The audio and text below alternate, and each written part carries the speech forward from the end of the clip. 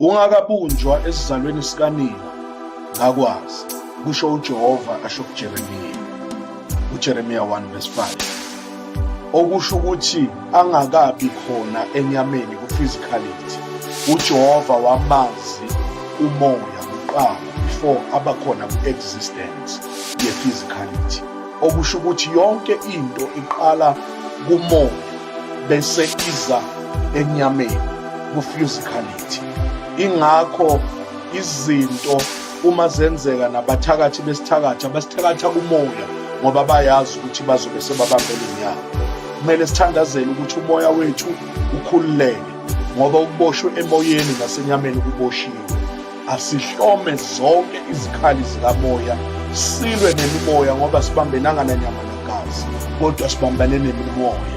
Day 124 umoya, 1 minute every